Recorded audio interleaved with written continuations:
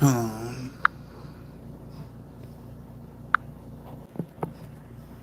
hello, hello. Trying to make sure I got this right. Hey,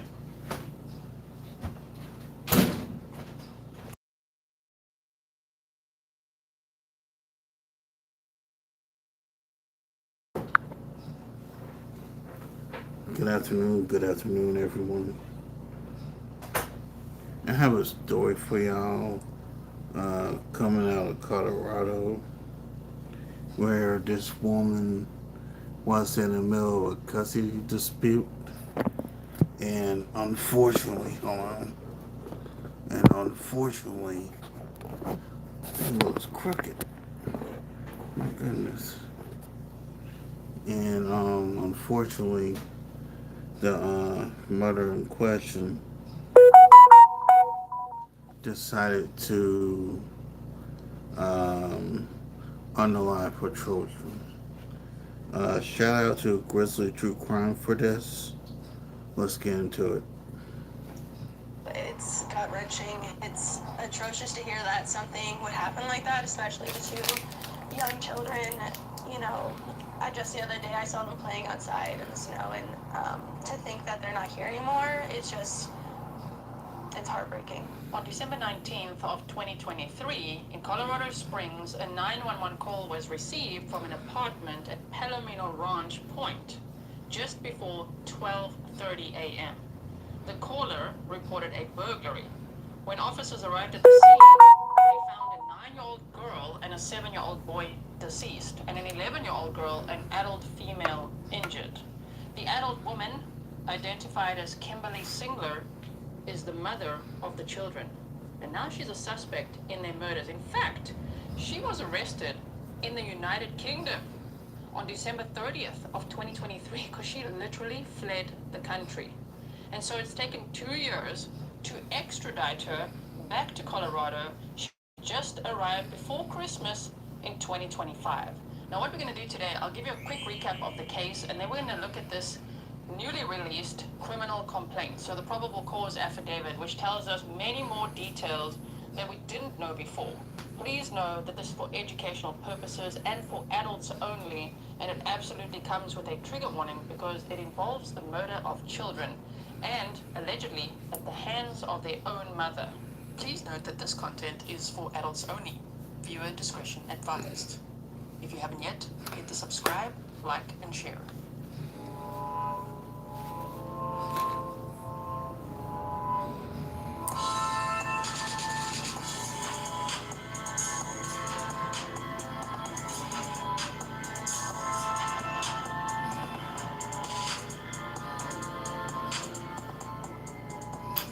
So on that day, December 19th of 2023, Kimberly and her 11-year-old daughter were treated by EMS at the scene, and they were taken to the hospital. Kimberly was allowed to leave the hospital at that time. The police were still investigating the scene, initially reported as a burglary, and they didn't have probable cause at the time. The Colorado Springs Police Department Homicide Unit took over the scene, and it was determined that the claims of a burglary were unfounded. And just wait till you hear all the stories based on this document. And they issued an arrest warrant for Kimberly on December 26th of 2023. Based on the charges, they believe that Kimberly murdered her 2 children and attempted to murder the other one, who's now 13 years old, was 11 at the time, right, Shane? And then staged the scene. I mean, this is just as bad as it can possibly get. Kimberly and her ex got divorced in 2018, and they were going through a bitter custody battle. She filed a motion with the court to move the 3 children to Florida in 2021, and she asked for the court to give her immediate sole and temporary parental responsibility over them. Her ex-husband opposed the request, and in October of 2022 filed an emergency motion with the court to prevent a potential child abduction by Kimberly. She also filed motions to restrict the children's time with their father, which was granted by the court on September 29th of 2023, pending an investigation into a domestic violence incident by Kimberly's ex-husband. We're going to get more into that from this document. However, the court ultimately found that Singler's ex was not a danger to the children. And so they ordered Kimberly to bring the children to their father for a scheduled visitation on December 16th of 2023. On December 17th, her ex-husband filed an emergency motion because she didn't bring the children to enforce the child custody agreement that was in place. But unfortunately, the next time that the children were located was the day that they were found deceased, and of course one survived but was very injured. The children who were found deceased died from gunshot wounds. However, based on what we're going to go over in this document, she did something else first. Okay, and also had lacerations on their neck. Both children also had elevated levels of doxylamine, a sedative, in their systems. The surviving daughter initially corroborated Kimberly's account, but later stated that her mother had administered a powdery substance in milk to the younger children, guided them into a bedroom with their eyes closed, and allegedly told her that God made her do it. Authorities believe the acts occurred on December 18th of 2023. An arrest warrant was issued on December 26th of 2023, charging Kimberly Singler with 2 counts of first-degree murder, 1 count of attempted first-degree murder, 3 counts of child abuse, and 1 count of assault. She fled the United States shortly after the incident and was located in London's Kensington area. She was arrested without incident by the UK authorities on December 30th of 2023, and that's where she spent 2 years until she was finally extradited. So, on December 23rd of 2025, Kimberly Singler, now 37 years old, was extradited to the United States and taken into custody in El Paso County Jail. That's the same jail that Latia Word trial. She's held without bond. Her first court appearance is anticipated in the coming days, followed by a preliminary hearing within 30 days to determine if the case proceeds to trial. She denies all the allegations. Now, if you've missed my coverage on this case, I will link all the previous episodes in the description box and the pinned comment for you, so it's really easy to find. And you can also see the most recent press conference with District Attorney Michael Allen that we watched together just a few days ago. If you're watching, today is December 27th of 2025, and there they also explained the extradition process and actually said it happened a lot faster than it sometimes takes. Sometimes it could take over a decade to get someone extradited. So, yeah, thankfully they managed to do that. Now, are you ready to read this probable cause affidavit with me, which is 14 pages long, and that means, yeah, there's a lot of details in here. You know, some PCAs might be a page or 2, maybe 4 pages. 14 pages of detail that we have kind of wondered about for 2 years, especially if you follow the case with me right from the beginning. Thank you so much to Grizzly Cat for obtaining this document for us. Okay, so it's attachment A. Now you can see, if you look at the date here, look at the date filed. It does say December 26th of 2023, which makes sense, because that's already when they had a warrant for her arrest. And they already had all this probable cause, they just had to get her back home. So attachment A, it says the following affidavit is submitted to the court to document the probable cause in support of a request for the issuance of an arrest warrant for Singler, Kimberly, date of birth redacted, age 35 at that time. Now she's 37, right? This offense is fully documented in Colorado Springs Police Department, report number 2346877, detailing the offense of murder in the first degree, ×2. Criminal attempt, murder in the first degree, class 2 felony. Criminal attempt, murder in the first degree, class 2 felony. Child abuse, class 2 felony, 2 counts. Child abuse, class 3 felony. Assault in the first degree, class 3 felony. With the victims identified as date of birth, so female, aged 9. I've got the pictures of the victims here. I'm in shame, man. Just look at them. And then a boy, age 7, and then a female, age 11, now 13. And the district attorney said, of course, you know, she's going to be a key witness at the trial. So you know what? If Kimberly had any humanity, which I don't think she does, in her, please do the right thing and plead guilty. Don't put your daughter through that, right? If you're going to continue on this path, you're going to put your daughter through that. She has to get on the stand and say what you did. I think I did When get you it. put fear in her to first corroborate your story, man, I'm so glad that the surviving child was so brave and was able to tell the police, you know, actually, No, that's not what happened. Let me tell you what actually happened. I mean, that must have taken so much courage. So it says your affiant, Detective Rebecca, joins 4314, a police officer for the Colorado Springs Police Department and so employed for over 11 years, is now currently assigned to the homicide unit. State under oath that I have personal knowledge of the following facts, which are fully documented in CSPD case report number. On December 19th of 2023 at approximately 12:29 a.m., the Colorado Springs Police Department Communications Center received a 911 call from a female, later identified as Kimberly Singler, stating that someone came to her apartment and attacked her, and the children's names are of course redacted. Her address was identified as. Officers were dispatched to a burglary in progress, and upon arrival, they found 2 deceased children, their names redacted, of course. An additional 11-year-old female was transported to the Children's Hospital, and Kimberly Singler was transported to Penrose Main Hospital with injuries. The 2 deceased children were found in the bedroom, lying in bed together. The girl had an apparent slash wound to her throat.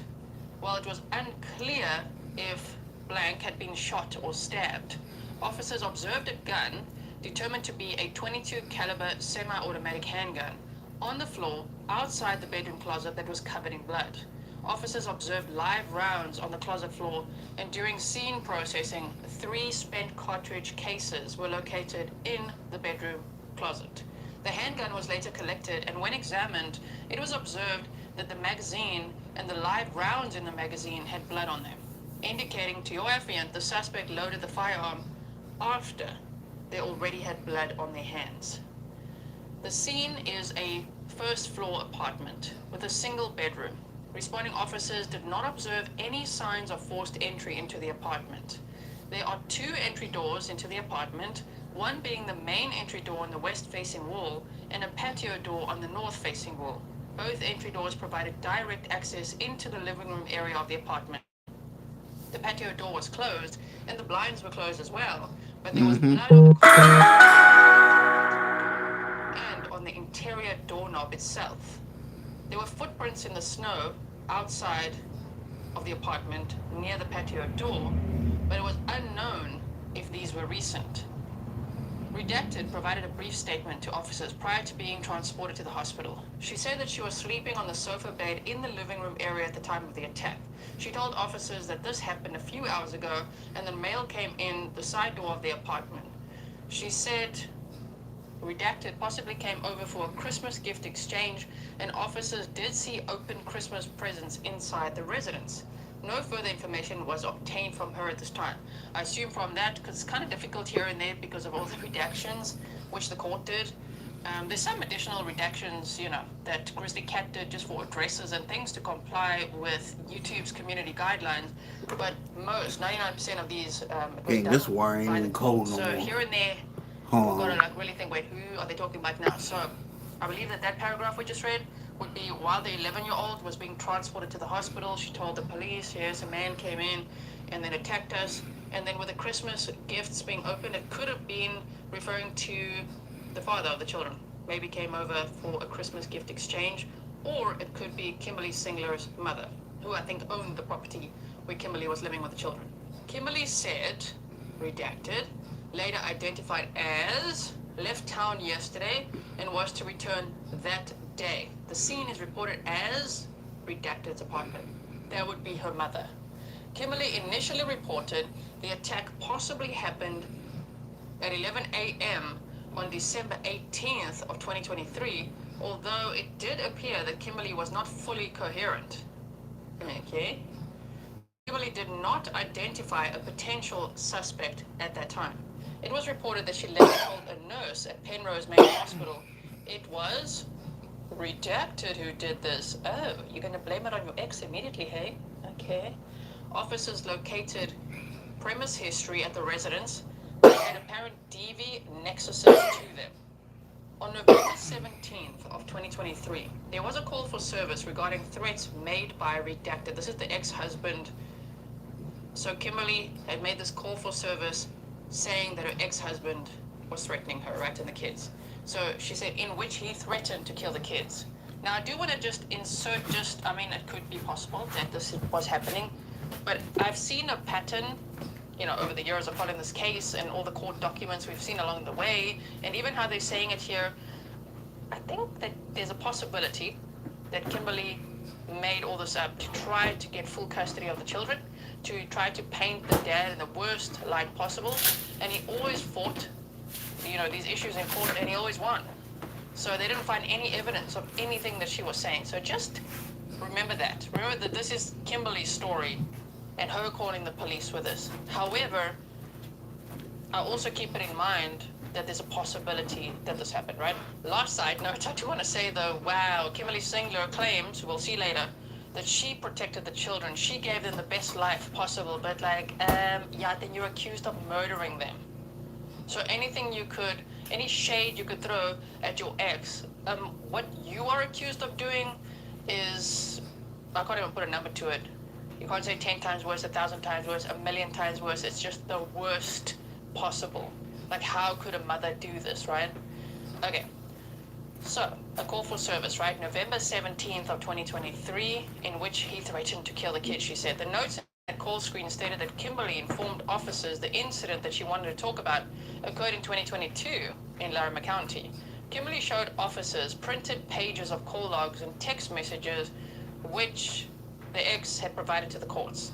Officers noted that they did not observe evidence to support a stalking had occurred. And note the date, November 17th of 2023. The murders happened December 19th of 2023. There was an escalating battle over the custody of the children. So I think she started, in my opinion, coming up with lots of things to tell the court of why he shouldn't have custody at all. Okay, so she even at one point took off to Utah with him. So then it says, Kimberly showed officers those printed pages, right? Officers noted they did not observe any evidence to support a stalking had occurred. There have also been domestic violence related protection orders and harassment calls for services as well between Kimberly and the ex. Due to the nature of the initial investigation, members of the CSPD homicide unit were assigned to this case to further the investigation. Your affiant located a domestic violence report from September 8th of 2023, during which Kimberly reportedly pulled a knife, pulled a knife on her during a redacted at the address. The ex told officers that he walked up to Kimberly's door and she came outside with some gifts to him from, I would assume, the children. He stated that this was weird because normally the children come outside without Kimberly and he never sees Kimberly during these exchanges. He stated that Kimberly was acting weird and shaking during the interaction. He stated Kimberly handed him a picture drawn by one of the children of a bag of leaves and something plastic that was wrapped in a paper towel. He stated that he grabbed the item in the paper towel and discovered that it was a small paring knife with a 2-inch curved blade and a yellow handle. He stated that he dropped the knife and left the area. He stated he immediately thought that Kimberly was trying to frame him because she isn't doing well with the custody battle.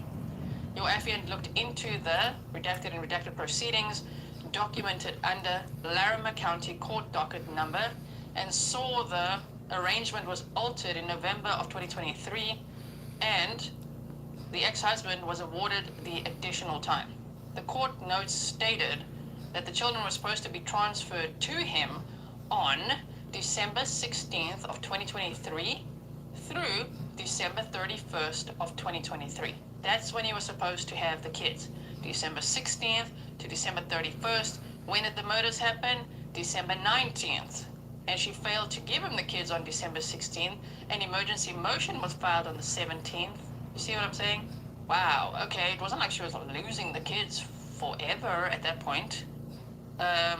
She just literally, they had to go to him for Christmas and they'd be back just before New Year's. She had custody. The dad's allowed to, okay? Okay, so on December 19th of 2023 at approximately 9:04 a.m., your affiant responded to a home in Greeley, Colorado and informed him, Shane, the ex, of the deaths of his children. And one was injured, right? he was not previously aware of what occurred in Colorado Springs with Redacted and explained that he'd been working from approximately 11:30 p.m. on December 17th of 2023 to approximately 2 p.m. on December 18th of 2023, after which he returned home.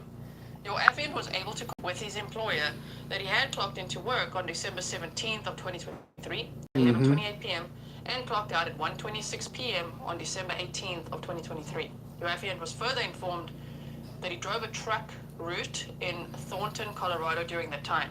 Your affiant was provided with records from, I guess, his work, which showed that his GPS tracked the route. These records confirmed that he was driving in the area north of Denver at the time that Kimberly reported the attack occurred in Colorado Springs. Your affiant asked Redacted about the arrangement, and he explained that he tried to have the children picked up by, I guess, his lawyer on Saturday, December 16th of 2023, but Kimberly did not respond to his lawyer's request until Saturday morning, and Kimberly did not agree to give the children to the lawyer. Kimberly told her ex-husband's lawyer that she was out of town and wouldn't be back until Wednesday night.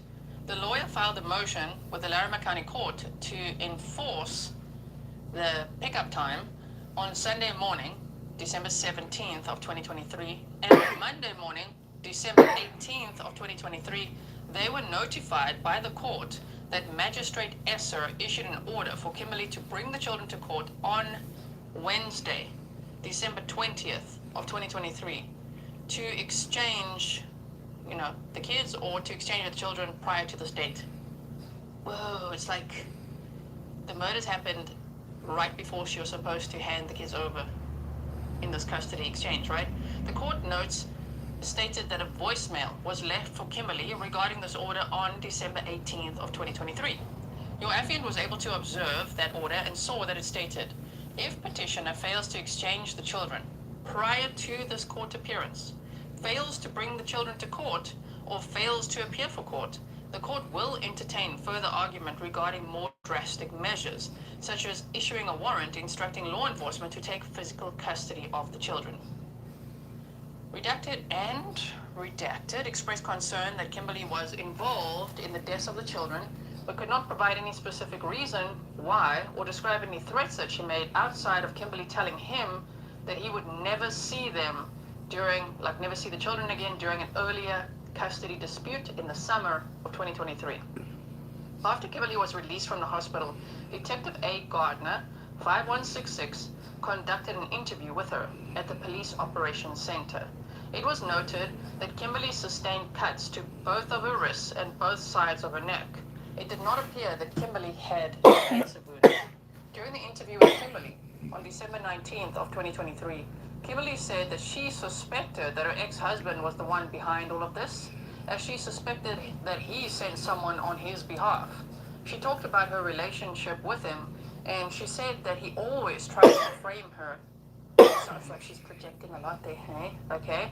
That there's never physical evidence to tie to him, that he is trying to get her arrested and the kids taken away from her. Kimberly told Detective Gardner that the ex-husband previously told her of a vision that he had where he killed her and the kids. In this vision, the ex-husband described shooting the kids, but did not describe what happened to Kimberly or the children. Kimberly said that she felt that he had tried to kill her when they were, don't know what that redaction would be, and only explained that Redacted would leave the doors unlocked and people would show up at the house and sit out front. Okay, Kimberly expressed that the ex and his attorney are playing games with her and waited for her to be evicted so they could complain to the courts that she was moving to make it difficult for her to see the kids. Kimberly gave some historical context to the court hearings regarding the ex and the kids. She admitted in court to the dream that she said that he admitted in court to the dream that he had of killing the family and of other concerning behaviors that she would bring forward, but the court found him credible and her not credible. Kimberly questioned who else would have the motivation to do this besides him. Damn, like day one at the police interview, you're already like, X did it. Okay, and you used this nightmare that he had, that he told you about, which was literally a dream. He didn't do anything to anyone. You try to use that against him, but then you also, the crime seems to match that. You try to make it look like that's what happened. Oh my word, okay. Kimberly talked about a recent arranged, redacted. The children, I guess, or somebody was sent to get the kids on December 16th of 2023. That was the lawyer.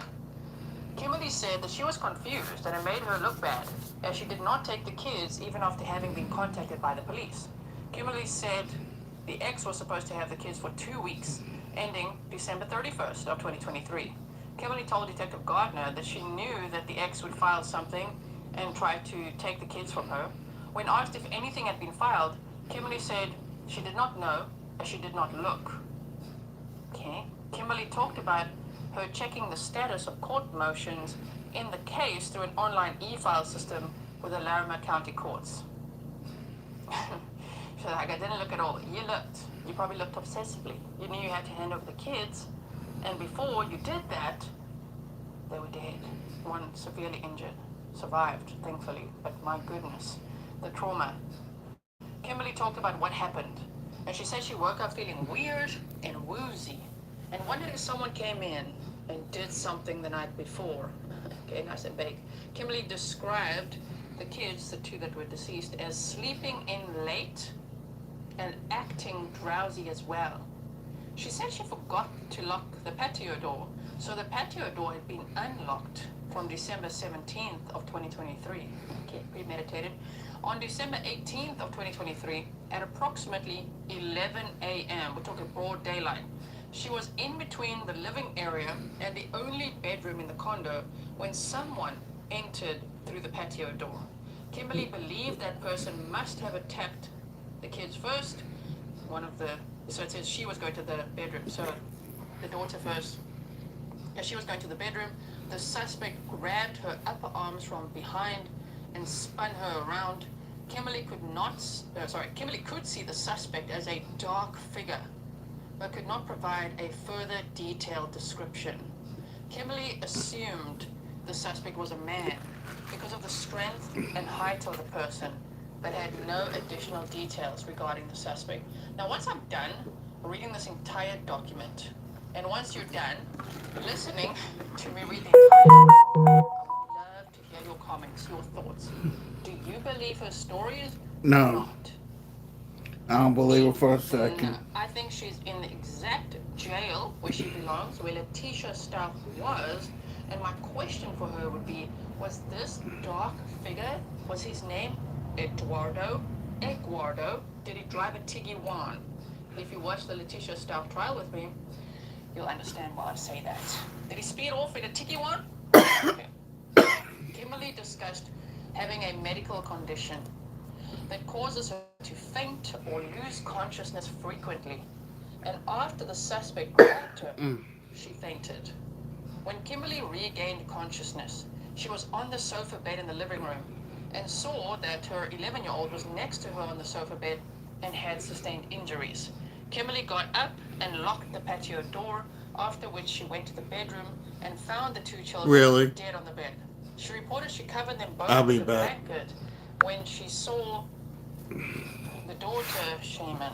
She thought that she looked uncomfortable, even though she knew she was dead. So she put a pillow under her head. That's all kinds of effed up, if you ask me. Also, psychologists will say that usually if a killer covers the person's face or like puts a blanket over, like in this scenario, they do feel a sense of shame about what they did, just a little bit. I don't know if they could actually feel remorse or guilt depending on which killer we're talking about. This is an alleged killer, right, who's innocent or proven guilty in a court of law. But the covering with a blanket, to me that indicates there could be some feelings of shame there. Can't really look at what you have been accused of doing, right? But don't you think that's so weird to say she thought she looked uncomfortable even though she knew she was dead, so she put a pillow under her head? Okay. Also, before I continue, you might ask, well, how did the 11-year-old survive? Earlier reports, when we followed the case way back when, said that the 11-year-old begged Kimberly, please don't kill me. Please don't kill me.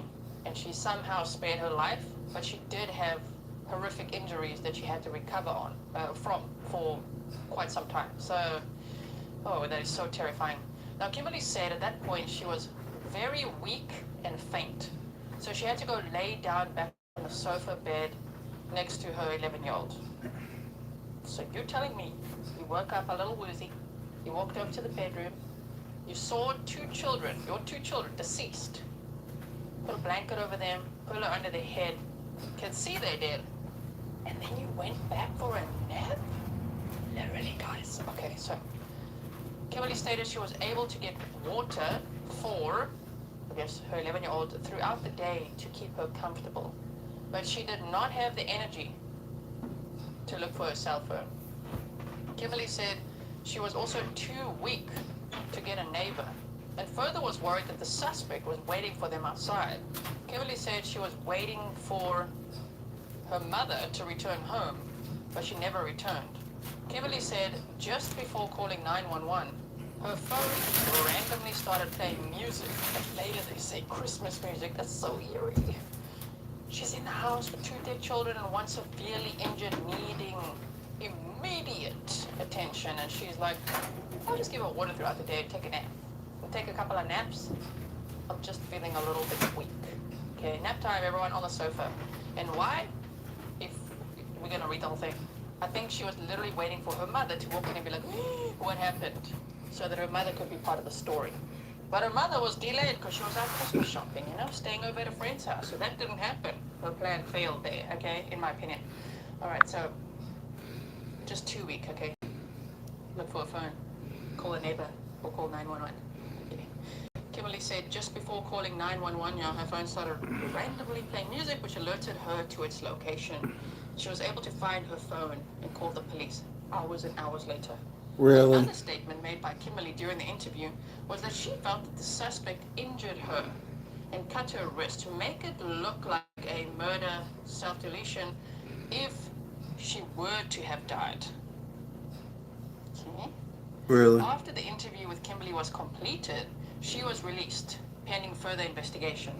While Detective Gardner was conducting an interview with Kimberly, and while the scene investigation was being conducted, Detective J. Gasper, 3337, was assigned to respond to the Children's Hospital to determine the medical status of the surviving daughter and to determine if she could provide any suspect information or description of the assault or homicides that occurred. She was in surgery initially. However, once surgery was complete, she was moved to the pediatric intensive care unit for recovery. She was able to provide Detective Gasper with a description of what she recalled about the incident. She stated that she was watching YouTube on the TV in the living room while sitting on the couch. She said that Kimberly Singler had the side patio door open. She said she thought the door was open to let some air into the residence. She stated, and then the person came in and cut me with a knife on my neck, and I was the first one, and that's kind of all I remember. Lies. Detective Gasper asked if she remembered what the person looked like. She said it was just a man, and added that she had never seen that person before. She stated she didn't believe that she would be able to recognize the man if she saw him again. She explained the door that was open led to an enclosed patio, and it was the patio door that was open. She explained at the time of the incident, when it occurred, her, I guess, sister, brother, and her and Kimberly were all home. She said they lived with, I guess, their grandma, who was not home, and that she was with her mother, Kimberly, on the couch, and that Kimberly was in the only bedroom in the residence at the time of the attack. Oh, really? Ah, Kimberly was in the bedroom. In the only bedroom. That's where the two deceased kids were found. Now remember, based on what we're going to read further, it is alleged that Kimberly coached her surviving daughter to say this for her. So that in itself should be a damn crime. Hell in order yeah. to attempt to establish a timeline as to when the attack occurred, Detective Gasper asked her about what time of day the man entered the residence. She stated it was still bright outside and it was going into the afternoon hours. She said that if she had to guess a time, she believed the incident occurred between 11 a.m. and 1 p.m. Detective Gasper commented that it was dark out when the police were notified of the incident. She explained that Kimberly couldn't find her phone. She described herself as laying in the apartment and was in pain, and she encouraged her to try find her phone to call for help. She stated that Kimberly was helping her get water while she was unable to find her phone.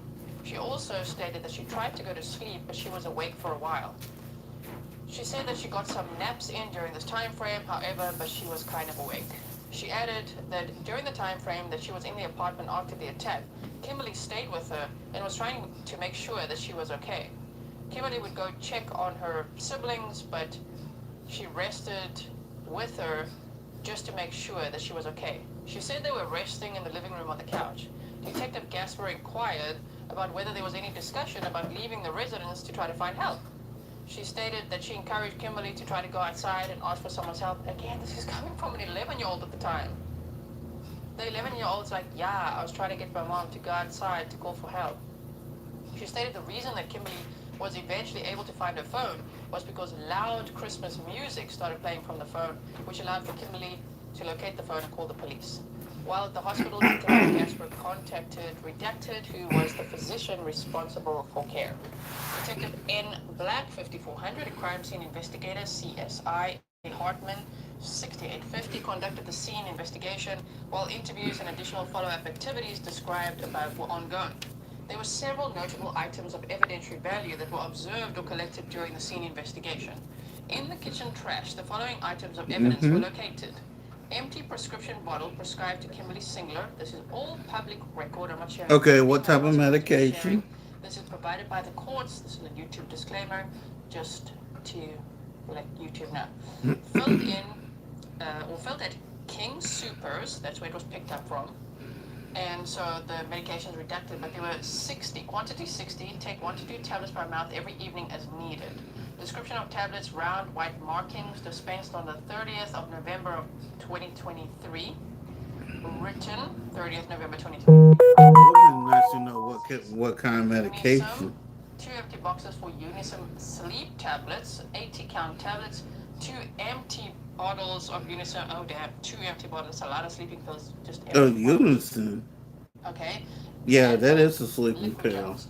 1 empty box for Advil liquid gels, 200 milligrams, 160 count tablets. This bottle was observed in luggage in the bedroom near other over-the-counter products. Then, ripped up court documents from November 17th of 2023. Okay. Court hearing related to the Larimer County court case number.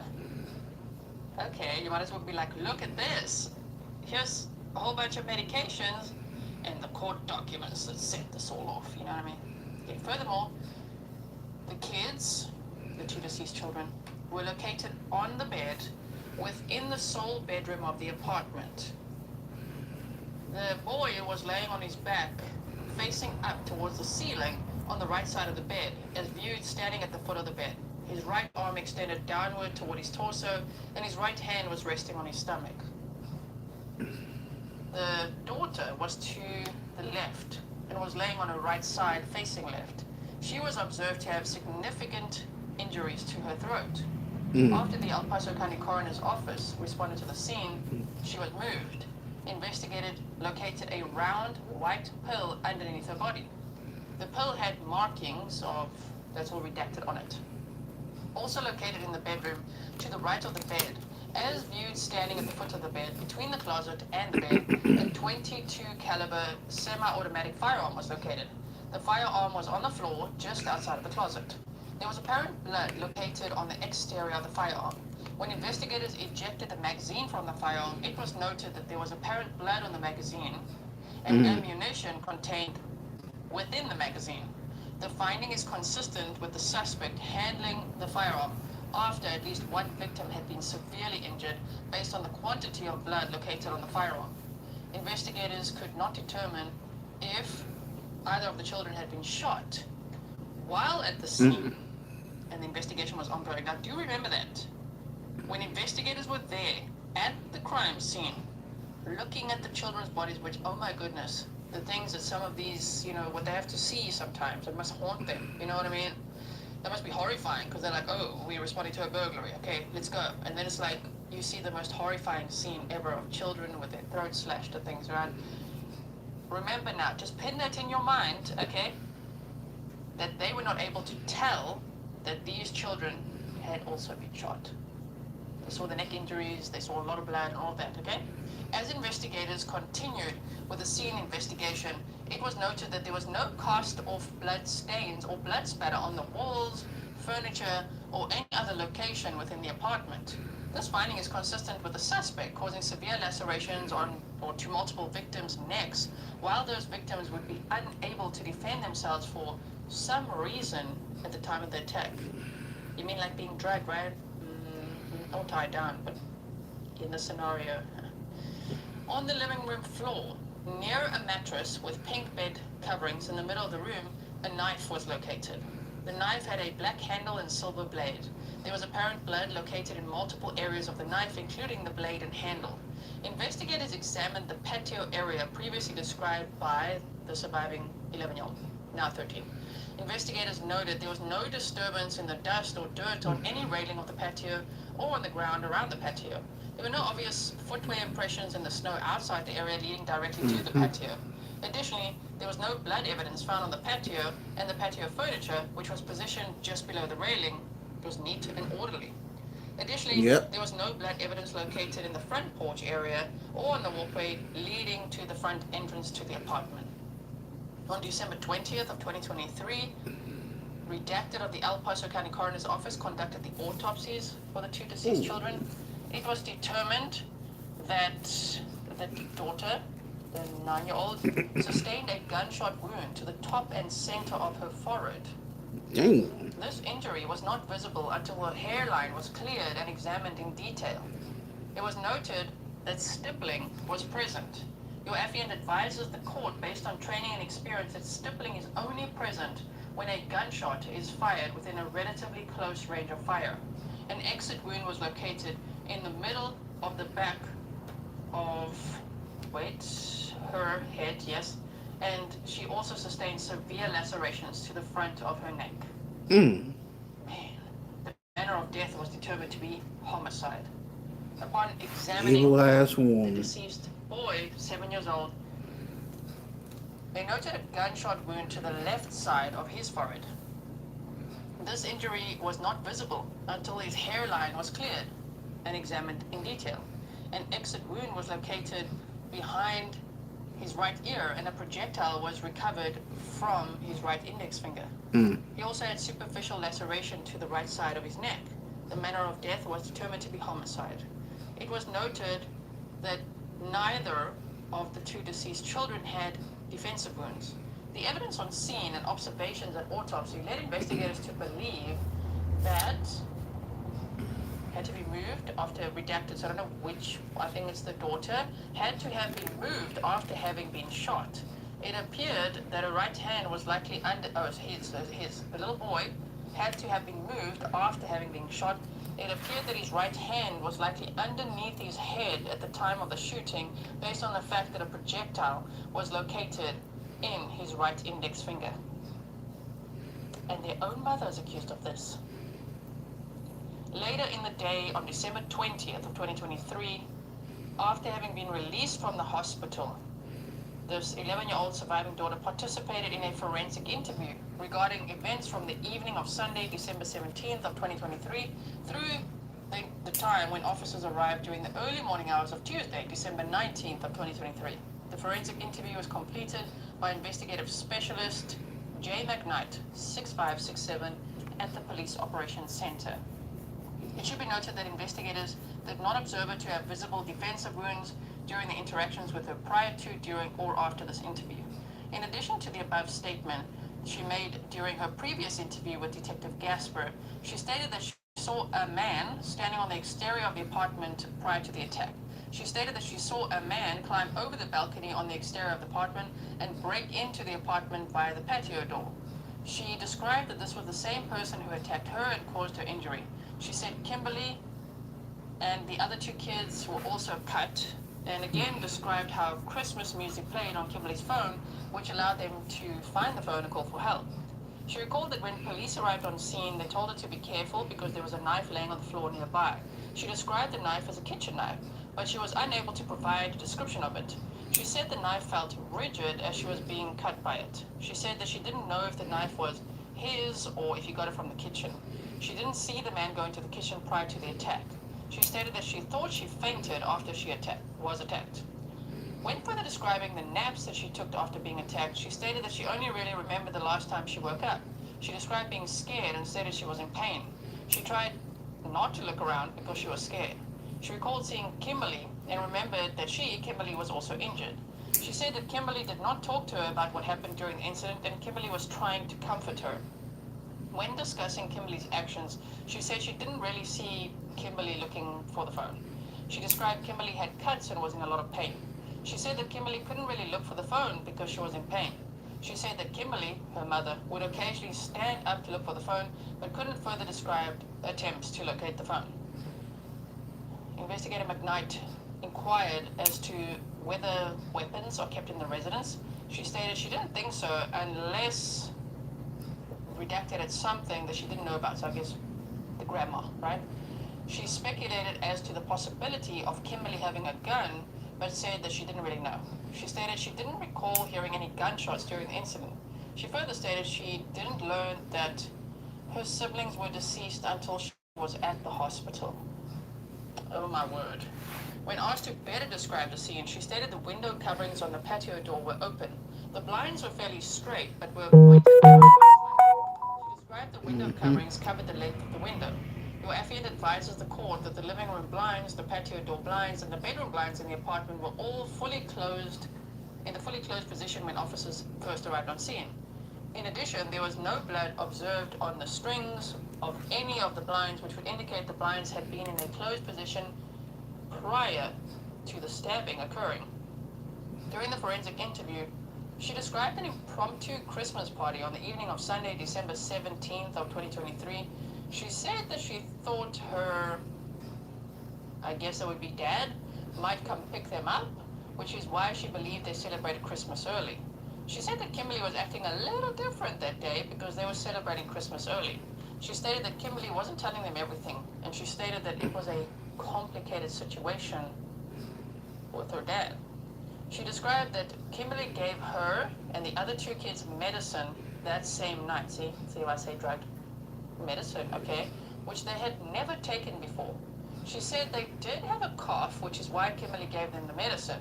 She said that the medicine that she gave them tasted disgusting and yucky. She further described the medication as having a powdery feel.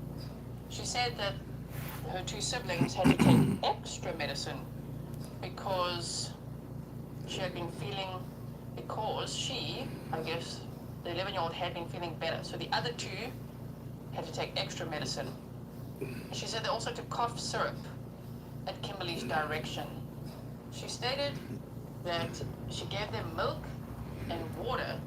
So I would assume the 11-year-old said that Kimberly gave them milk and water to help them drink the medicine and continuously apologized for them having to drink it.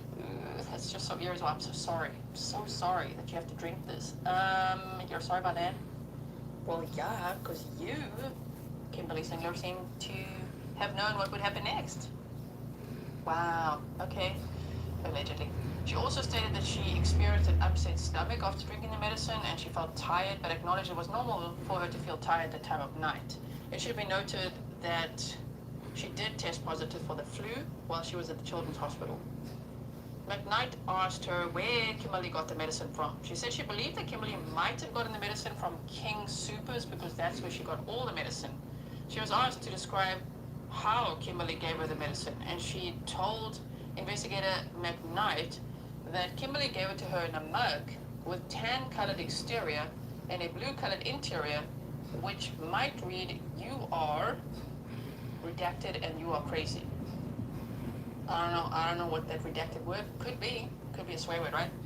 Based on her statements, photographs taken at the scene were reviewed and a mug was observed which matched the wording provided by her.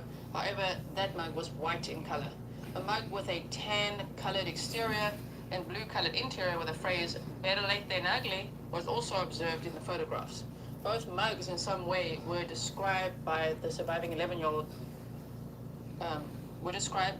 was unable to describe the mugs used by She described that she missed school due to being sick the Monday to Thursday prior to the attack. She explained that she had a stuffy or runny nose and a cough. She said that Mm-hmm. while she was sick, Kimberly didn't give her the powdery medicine. This was a new medication that was given to her. Hmm. Redacted, who after the initial Okay. investigation began, had been placed in this is the surviving daughter, had been placed in protective custody of the El Paso County Department of Human Services, DHS, was further placed with a foster family after the interview was completed. Later in the evening, on December 20th of 2023, Detective Gardner conducted another interview with Kimberly. Detective Gasper conducted an interview with Redacted simultaneously. Kimberly made the following statement to Detective between the living room and bedroom when she heard her two kids talking and she was grabbed, which caused her to nearly have a heart attack. She said she was spun around and everything was a blur. She said she remembered dark, as if they were wearing dark clothing. Now, that redacted name up there, I would assume it's her mother, right? Anyway, she said her mouth was covered before she blacked out. Kimberly said she woke up on the bed Mm-hmm. by the surviving daughter, and on the bed by, sorry. She woke up on the bed by and was afraid that Redacted had died. You woke up on the bed where your two children were deceased? Okay. After realizing Weird. Redacted was alive, she asked her how she was doing. That would be the 11-year-old. Mm-hmm. After checking her out, Kimberly said she got up, was feeling woozy, but went to check on the other two in a room where they were last seen. I just want to go back to this sentence quickly. So she said her mouth was covered before she blacked out. She said she woke up on the bed by. That would be the 11-year-old. But the thing is, there's only one bedroom with a bed where the two deceased children were. This other one was a sofa bed. So maybe she means the sofa bed, okay, in the living room. Okay, so, wow. So it says she got up feeling woozy but went to check on the other two kids in the room where they were seen. Kimberly said she saw one of the kids on the bed and a Mm-hmm. gun on the floor. So she checked on the kids. She said she saw bullets in Redacted's forehead and she felt their head and she described them as having a big bump on the left side of his head. So it seemed like he had been shot too. Regarding other injuries she saw on, Kimberly said their necks had also been slashed. Mm. See, she's going with a narrative already of like, yep, they were shot. But investigators didn't know that at the scene. Remember what I asked you to put in your mind? Okay. Kimberly talked about covering two deceased children up with a blanket because she didn't know what to do. And it was a horrible sight. After returning to the living room, Kimberly noticed the door, the patio door, slightly ajar, so she got up and closed and locked the door before laying down. Kimberly did acknowledge nobody else was in the apartment when she woke up. Kimberly again mentioned she did not have the strength to look for her phone and figured her mother would be home in the afternoon and that she would call 911. That was your plan, huh? When asked why she did not go and seek help from neighbors, Kimberly said that she was so weak and she didn't have the strength to go wandering around. Oh, my word. Kimberly reiterated that she was able to find her phone after it started playing music, and then she was able to call 911. Kimberly did mention she saw the knife on the bed after she woke up and eventually grabbed a hold of the knife and placed it on the floor. Kimberly did not recognize the knife as being one from their kitchen. Regarding medication she gave to the kids when they were recently sick, Kimberly said she gave a liquid form of children's Tylenol to the two deceased children, and all three kids got cough syrup. Kimberly mentioned she recently got a prescription for a sleeping pill as she had been suffering from insomnia. She said she tried the sleeping pill once, but it made her feel groggy, so she did not keep using it. So you just gave the children all of them? What? Was they empty bottles? Okay. Kimberly denied having any concerns with Redacted, even though she knew the location of the gun inside the apartment. Lord. She thought that this was done by whoever was watching her in October of 2022. She made the following statements to Detective Gasper during the interview. Detective Gasper asked her to describe what had occurred in the 24 to 72 hours prior to the incident. She explained that there was a planned exchange between Kimberly and her ex on December 16th of 2023, Saturday. I think this is now interviewing Kimberly's mother, because I think she was with her there in that interview, right? She went on to explain that they arrived, I guess the lawyer arrived at the CSPD Stetson Hill substation to take the children for the ex-husband. Kimberly did not allow them to take the kids because the kids were supposed to be exchanged between parties per the agreement. Kimberly considered the lawyer to be one of the parties, or the ex-husband to be one of the parties, and did not consider the lawyer to be a party authorized to take the kids. Therefore, Kimberly did not relinquish, children at the time, custody of the children at the time. The lawyer became involved in this particular incident, and it was determined that the exchange would take place on December 21st of 2023, Thursday, and explained that, this is so hard to read with redactions, my goodness. Redacted wanted redacted of the kids, and there was an ongoing custody battle between Kimberly and her ex. She went on to explain several incidents where there was concerning behavior with the kids. Guess the ex. During this conversation, she explained that Kimberly has not been able to afford an attorney and has been handling all of the custody issues on her own. She explained that judges in Fort Collins or Greeley have repeatedly not listened to Kimberly's claims about perceived concerning behaviors regarding the ex-husband, despite evidence that Kimberly has provided to the courts. She explained that according to statements made by the kids and by Kimberly, the ex is not a protective parent and provides little structure for the kids. She explained that Kimberly provides protection and structure the kids need. Clearly not. Do you know what I mean? Mm-hmm.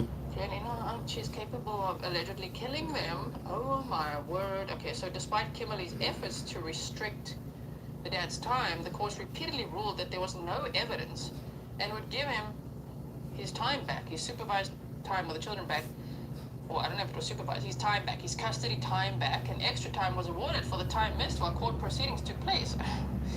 Yeah, the courts found no evidence. And even gave the ex-husband the extra time for the missed time while the court proceedings took place.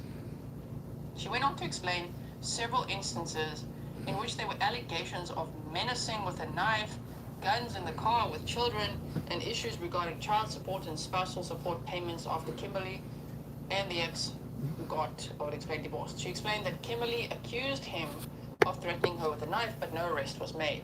She said that Kimberly knew him to have many guns, and he would keep them in the car with the children, which was perceived to be unsafe.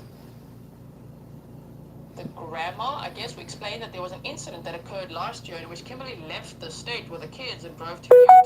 Kimberly reported that someone was watching her at the residence, and when she left, people were following her to Utah. She explained that Kimberly did what she felt like she needed to do in order to keep the children safe. Redacted discussed whether or not Kimberly has ever sought mental health assistance to help her deal with the stress caused by this custody battle. She said no. She stated that Kimberly has not been diagnosed with any mental health conditions. She said that Kimberly has a thyroid condition that is hereditary, and the only medication that Kimberly takes is to treat the thyroid condition. She stated that she did not know Kimberly to have any issues sleeping, nor was she aware of Kimberly taking any sleep aids to deal with issues sleeping. Probably because she didn't. She probably got it to knock the children out. She stated that she was aware that the two deceased children sustained gunshot wounds to the head. She said that she couldn't help but think that the ex-husband was somehow behind this, that he hired somebody to do this. Detective Gasper inquired as to how she knew that the two deceased children sustained gunshot wounds to the head. She said that Kimberly told her that the kids have gunshot wounds, and that Kimberly was aware of the gunshot wounds because she found the kids. Oh, wow. Do tell us more, Mother. This is the grandmother, right? As a reminder, investigators on scene were unable to observe any gunshot wounds to either of the deceased children, and the presence of any gunshot wounds was not determined until the autopsies were completed. You busted. Redacted advised Detective Gasper that there was a firearm in the house which was registered to, don't know who, can't guess. She explained that the firearm was given to her youngest, who currently lives in Korea. According to somebody purchased the firearm and gave it to, I would assume, Kimberly for self-protection purposes. Stated the firearm was kept in a box in the closet and that the firearm was never loaded. However, she believed that there was ammunition kept in a smaller box in a different location within the closet. She said that she assumed that the firearm was located where she last put it. She further explained that she hadn't physically seen the gun in the past year. She said the only people who would know where the firearm was kept was herself, Redacted, and Kimberly, which I would assume Redacted could either be her son or the ex-husband. She explained that her residence is relatively small, as is her bedroom closet. She alluded to the fact that there are limited spaces for the firearm to be stored. She also stated that she couldn't imagine Kimberly being able to do something like this. She said that Kimberly really loved and protected the kids. She asked Detective Gasper what Redacted saw, and Detective Gasper told her that he couldn't provide her with specifics as to her statement. I guess that's the surviving 11-year-old. Detective Gasper advised that she was alive and did see some things during the incident. No specifics were provided regarding her statements. She stated that she was not home at the time of this incident. She explained that on December 17th of 2023, Sunday, she was with a friend and intended on spending one night at a friend's residence after they were going to go Christmas shopping that day. She was away from home on December 18th of 2023, Monday. She reached out to Kimberly several times and was unable to reach her. I'll be right back. She said Kimberly has a bad habit of not returning messages. She stated that she sent Kimberly a message later in the evening on December 18th of 2023 and advised her that she'd be home early the following morning. You see that? Oh, you're going to be home the next morning, December 19th of 2023, Tuesday. This message was sent to Kimberly because Redacted was watching a movie with her friend, the grandma, and it got late, and she decided to spend a second night at her friend's residence. Regarding the kids being ill, she stated that she, along with the kids, had been sick on and off since the week of Thanksgiving. She said the kids got sick twice during this time frame. She advised that one of the kids had a cough for an extended period of time. She said that Kimberly had also been sick during this time frame. She said Kimberly took the kids to an urgent care a couple of times when they had the flu. The children were prescribed antibiotics to treat the illness and suppress the symptoms that they were experiencing. She could not recall which doctor Kimberly took the children to. According to her, in the days leading up to the incident, one of the kids had a cough and the other had a runny nose. She said the illness symptoms did not appear to be too serious. She described that the symptoms she observed were symptoms of a common cold. Detective Gasper showed her photographs of a Unisim box that was located in the trash at her residence during the scene investigation. She advised that the medication did not belong to her and she could not explain where it came from. She stated she was unaware if Kimberly was taking sleep medication or not and had no knowledge of the Unisim being in her residence. Detective Gasper also showed her a digital photograph of the knife located at the scene. She examined the photographs and stated she did not recognize the knife located at the scene. She pointed out differences between the knife, which had blood on it, and knives she had in the silverware drawer. She indicated she did not believe the knife that appeared to be used during this incident came from her residence. She stated that she knew that Kimberly had knives of her own that were Cutco brand, which were kept in her detached garage number 18, which is located near her residence. She advised that Kimberly's knives were being stored in a box in garage 18. She consented to a search of the garage, which was later completed by UAFN, and the knives were sealed in storage boxes. She stated she asked Kimberly if she recognized the knife located at the scene, and Kimberly said no. Detective Gasper then showed her digital photographs of the firearm located at the scene. She identified this as being the same firearm that she kept in her closet. She described the firearm as being a Beretta. She also identified the firearm's magazine, which was depicted in a separate photograph. She told Detective Gasper that Kimberly also stated that she thought that she would be coming home on Monday afternoon. She reiterated that she felt like something could possibly have been wrong when Kimberly did not respond to her messages on December 18th of 2023. She recalled that Kimberly told her after the incident that the firearm kept in the apartment was used to shoot the children. You're busted. She asked Kimberly how anyone would have known where the firearm was, and Kimberly's response was, "Somebody must have been watching me." She said it was far-fetched that somebody would have been watching Kimberly if she manipulated the firearm. She also questioned why Kimberly would want to look at the firearm to begin with. during a break in the interview with her, Detective Gasper collaborated with Detective Gardner and other members of the investigative team. Detective Gardner was also taking a break from his interview with Kimberly. It was determined that the grandma and Kimberly would be placed into a recorded interview room together, while investigators continued to complete follow-up on the case. Investigators monitored the interaction between her and Kimberly via live feed video. The following statements were heard by investigators. Ooh, do tell us. She told Kimberly it was only the two of them, Redacted and Kimberly, who knew where the gun was located. Kimberly said that someone had been watching her. She told Kimberly no one would be watching inside the house. She then questioned who would be watching inside the house from the outside. Kimberly responded by saying, a creeper who was planning on killing someone. Kimberly said that that is what murderers do. They sit and watch people. Kimberly further described people as being creepy and having sneaky ways. Look in your plastic mirror in your jail cell, okay? Maybe she's in the exact same cell Letitia Stark was. Just look into it and say those things to yourself. Yeah, you could describe yourself as creepy and having sneaky ways. During further questioning by the grandma, Kimberly said that she had taken the gun down in November as she was going to bring it in to show an officer. She acknowledged this did not make sense and talked about the probability of that someone outside watching her through a window is so unlikely. Kimberly said they could have been using binoculars. What kind of movies is she watching? Kimberly asked how many times the grandma asked Kimberly how many times she'd go into the closet and look at the gun, and Kimberly said it was just the one time. She commented that the person would have to be there at the right time, to which Kimberly said that they would have had to have been consistently watching her. She asked Kimberly if she'd been taking sleeping pills. So this is Kimberly's own mother asking her questions, right? She's asking her, were you taking sleeping pills? Kimberly said yes, so she'd not been sleeping.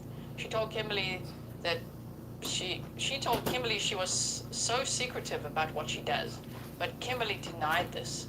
Kimberly mentioned her sleeping patterns were off, so she tried some sleeping pills. She asked if Kimberly had taken them all, and Kimberly said she had taken one whole bottle. But she told police she took one, and it didn't work for her, so she stopped taking it. She said she had taken one whole bottle. She said that she was really upset and appeared to be referencing what this investigation is about. Kimberly responded by saying that she was too, but said she really wanted to leave because it was taking a long time. Wow.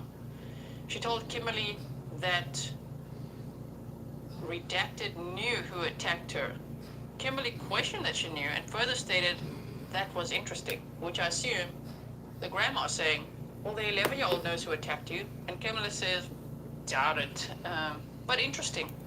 Kimberly looked at her mother after this was mentioned, but never asked who said attacked her, referencing to, and said, poor child. And Kimberly responded by saying, yeah. Wow. While talking about, I guess, pickup or custody arrangements and who would make decisions, while talking about, I guess, funeral arrangements and who would make decisions about burials, Kimberly said that she had redacted, but then commented that they, presumable the ex-attorney's attorney, technically filed their order on the same day, December 18th. Kimberly said that she did not know if they said he would get custody custody of them until the hearing, or if she was just giving the kids to him until December 31st, as it was his time. That's a weird answer to that question. Okay. Detective Gardner entered the interview room with Kimberly and her mother. Detective Gardner mentioned that, based on interviews and evidence of the scene, there were things that did not add up. As a result, DHS would not allow supervised visits with the surviving daughter. Detective Gardner talked about how there were very few people who knew where the gun was kept, who had access to it, who would know that the door was unlocked but not open. Kimberly replied, Okay, so you're just agreeing with them? Oh, they're looking at you, man. All right. Kimberly was told that between what the surviving daughter told investigators, what Kimberly had said, and what the scene shows, it did not make sense. Kimberly was asked if there was any way that she had hurt the kids and herself. Kimberly said no. Regarding evidence, Kimberly said that she did not know and thought that they, the suspect, probably were wearing gloves. Kimberly was told by Detective Gardner that he had to look at the evidence that he had, and you cannot discount evidence that we don't find. Detective Gardner continued by telling Kimberly that she had said it was probably really well planned, and she previously said it was crazy, and she did not know how someone else knew where the gun was unless that person was watching. Detective Gardner mentioned that she said that she did not know if it was possible for just one person to watch her. Detective Gardner told Kimberly that this did not sound reasonable to her, and she is redacted. Detective Gardner mentioned that previously she did not talk about the knife, but today she said she picked it up and moved it. As the conversation continued, Kimberly was asked if she had anything else she wanted to say. Kimberly said that she hoped Detective Gardner can find what he can find. She further said that this is why she had told Detective Gardner that since he, the ex, always turned things around on her, she assumed that he would try to make it look like she did it. Again, to me you're projecting. You try to make it look like he did it. Anyway, as Detective Gardner was talking about the direction the investigation was pointing him, at you, man, Kimberly said that he just keeps doing things and getting away with it. She asked if it came to looking like she did it, what could she do? Okay, plead guilty, do the right thing. Okay. Kimberly was told that she has provided lots of examples of what her ex has done, being manipulative, spinning things, and has a lawyer who does the same things. Detective Gardner told Kimberly this, referencing to the investigation, was not the time, it was not about, it was not seeing the kids for 5 months, it was the shooting of 2 of the kids in the head and slashing their throats. Kimberly replied, yeah. So the police are saying, ma'am, we're not talking about custody here, okay? We're talking about the murder of your 2 children, right? Focus. And she says, yeah. Detective Gardner asked Kimberly how those things can logically be compared. Kimberly responded by saying that aside for the fact that the ex has always been abusive and a liar, he has told her in the past that he has fantasized about killing them, and he had talked to demons and would be okay if something bad happened. Kimberly said he's made strange, creepy comments, and that she felt that he was capable of doing anything. Ultimately, after hearing the line of questioning and statements made by Detective Gardner, she said that she thought Kimberly needed an attorney. The grandma was like, oh my goodness, my daughter, she needs an attorney. The interview concluded a few moments later. Attachment A. This is page 12 of 14. On December 21st of 2023, UAFN conducted a follow-up interview at the Police Operations Center. During that interview, UAFN asked, redacted about a conversation that he had with A, identified as, which UAFN had been told about by his employer. So now we can assume, based on all of that, the clues are there, that now they're talking to the ex-husband. Okay, so it said a few months prior that he and had been talking about the kids and mentioned should watch the movie Throw Mama from the Train, but didn't say anything further about it at the time. He stated that he later asked what the movie was called, and when he was told the name, he tried to watch it but didn't like it. UAFN is aware that part of the plot of the movie is that 2 people will commit a murder for each other, so neither is suspected when someone close to them is killed. They explained sometime after that he was drunk and came over to the house. Redacted explained sometime after that somebody was drunk and came over to their house where he asked him what he thought of the movie. He said that Redacted further made statements that they should do that for each other, but kept changing the subject. He said he never asked whoever to do anything for him and never gave him Kimberly's address. Hey, you're talking to a friend of the ex, huh? I don't think it's a lawyer. This is a friend? My goodness. Okay. We gotta follow the clues of this PCA is its own investigation with all these redactions, right? Okay. So, drunk came over to the house, okay, saying that all of this, they could commit murder and cover for each other. Alright, so He did not want Redacted hanging out with their group anymore because of what they suggested. That was informed his employer of that information after learning of the murder of the kids, which was then relayed to Yoaffin. Yoaffin also asked Redacted about the dream he had. See, now that would be about the ex. He asked the ex about the dream that he had that had been mentioned by Kimberly. He stated in either 2016 or 2017 he was at a hotel and had a nightmare that a dark demon figure approached him in the hotel room and told him to kill the kids and Kimberly. He said it was a nightmare, but it felt so real that he was disturbed by it. He said that he and Kimberly were still, I guess, together at the time, and he thought that he could talk to her about it. And he told her that he would never do that. He said that Kimberly has used it against him ever since. Yoaffin asked Redacted if he remembered exactly what the figure said in the nightmare, and he stated, "You're going to kill Redacted, or I want you to kill whoever and whoever, the kids and Kimberly." Okay, we're going to see. But that again, that was a nightmare, and he told Kimberly about it, and he says she used it against him in all these custody battles ever since.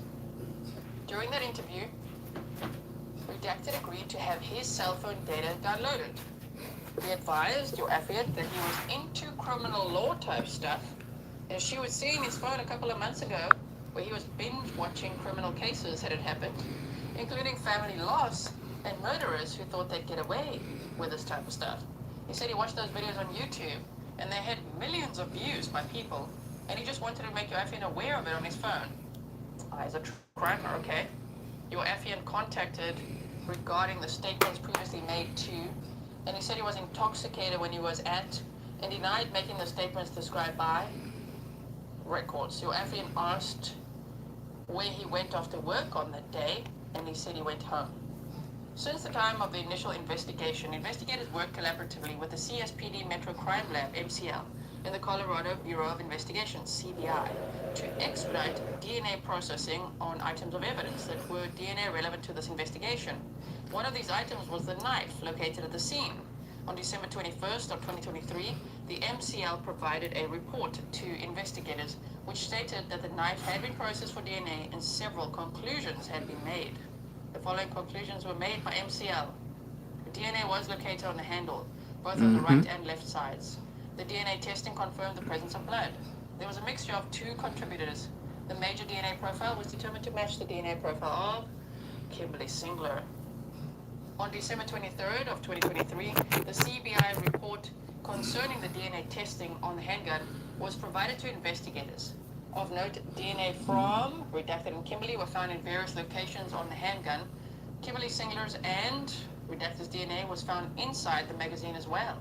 Based on the investigation, to this point, only Redacted and Kimberly Singler knew the presence of the handgun and its location within the bedroom closet. So that would be the grandma. The grandma was not home on December 18th of 2023 when the attack occurred.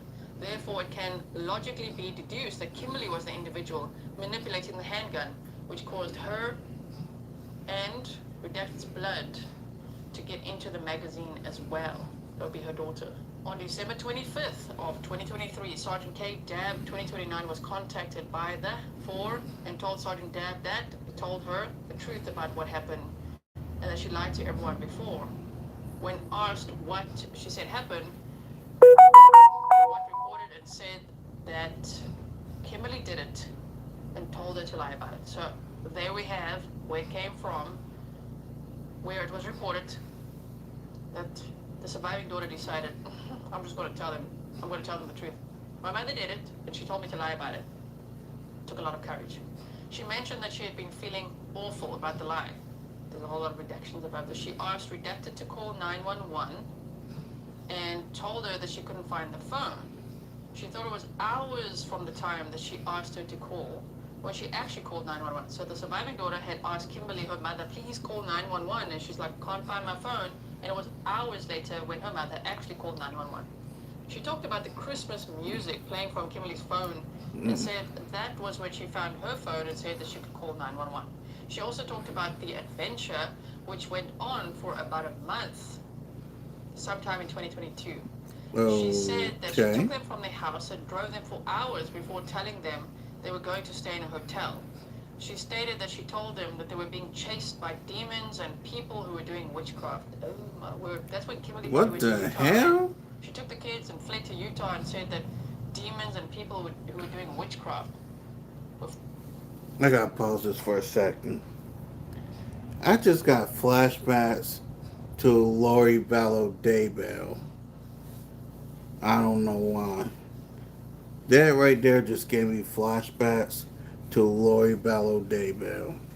Following them, she said that Kimberly told them not to tell anyone that she had said that because she would sound crazy.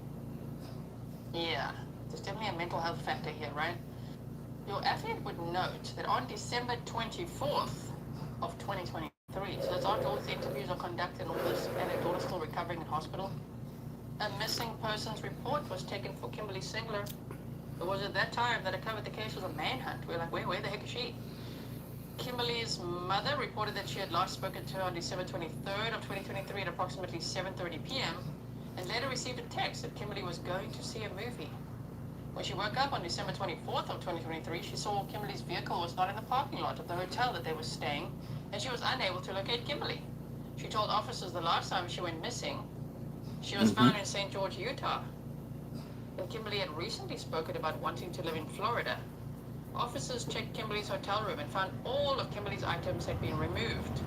At the time of this affidavit, your affiant has not been able to confirm where Kimberly Singler is located.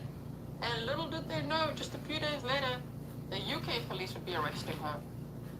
Based on the information listed in this affidavit, your affiant believes Kimberly is a danger to child, possibly also to, I guess, her mother, maybe also her ex, and is also a risk of fleeing the jurisdiction. Yep. Yeah, she already did. Because of that, your FN is requesting an elevated bond of $10 million. Unfortunately, Kimberly made it out of the country, went to the UK. She was arrested on December 30th there of 2023 and spent 2 years in jail there. Damn. And then was extradited back just recently. 2 years later, she's back. Oh my word. Your affidavit would respectfully request that probable cause be found that Singler, Kimberly, date of birth, did within the city of Colorado Springs, county of El Paso, state of Colorado, commit in violation of the Colorado Revised Statutes 1973 as amended, or 1973 as amended, the offense of all those we discussed earlier. So that was a lot of detail, right, that we didn't have before. And it's absolutely horrifying, if you ask me. Now, do let me know in the comments section below, do you believe her story? I mean, it's always possible, right? I'm sure some people might believe her story. To me, all the evidence that they're telling us in this PCA is pointing directly at Kimberly and her behavior of literally fleeing the country while her surviving daughter is recovering from her injuries, which is also cuts to her neck and stuff. Wow, you really have no soul, do you? You're just gonna abandon your 11-year-old daughter? You're like, oh, well, I can't see her anyway. I'm out. You're gonna She ain't abandon worth a your mother? damn. You're just gonna leave? Go to the UK? Yeah, to me that indicates guilt. In my mind, she's very, very guilty, but I'll have to wait till trial, right? Very, So we very see some guilty. evidence and see what all the state has.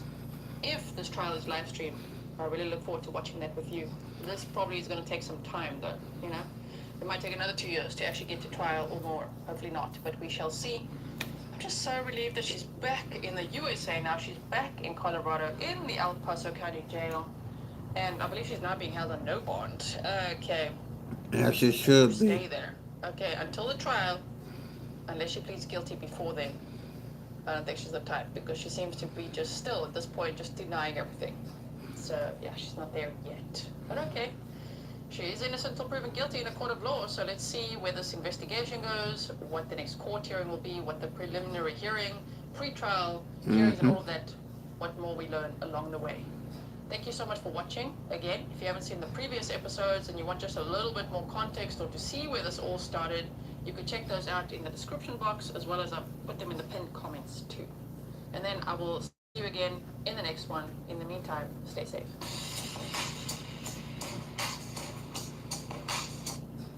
I thank y'all for being here. Like, share, subscribe. I'll see y'all later. Peace.